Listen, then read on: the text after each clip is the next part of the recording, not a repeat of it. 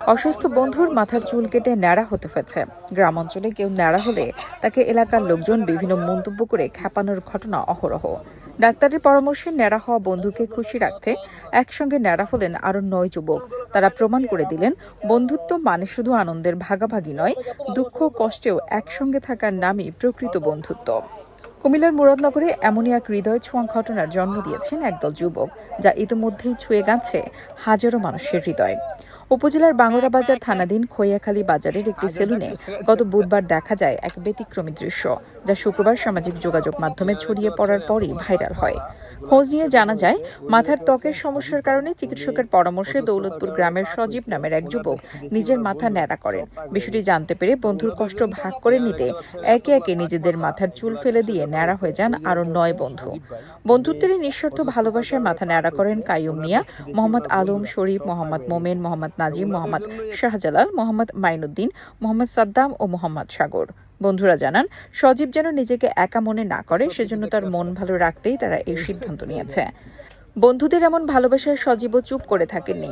বৃহস্পতিবার দুপুরে খৈয়াখালী বাজারের মাইরিয়া চটপটি হাউসের ছাদে বন্ধুদের সম্মানে আয়োজন করেন এক ব্যতিক্রমী পুরস্কার বিতরণী অনুষ্ঠান।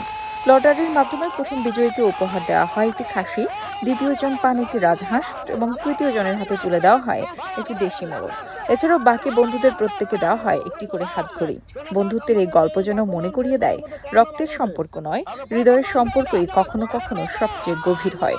মুরাদনগরের এই ১০ যুবক সেই সত্যকেই নতুন করে প্রমাণ করলেন।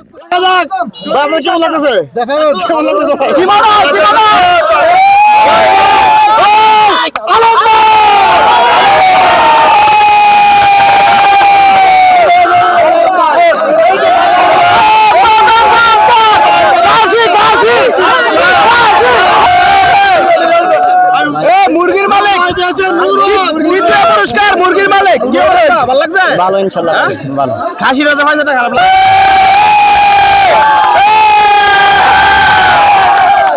আলহামদুলিল্লাহ কোন আলহামদুলিল্লাহ আলহামদুলিল্লাহ। দ্বিতীয় পুরস্কার বাঘা শরীফ পেয়েছেন। দ্বিতীয় পুরস্কার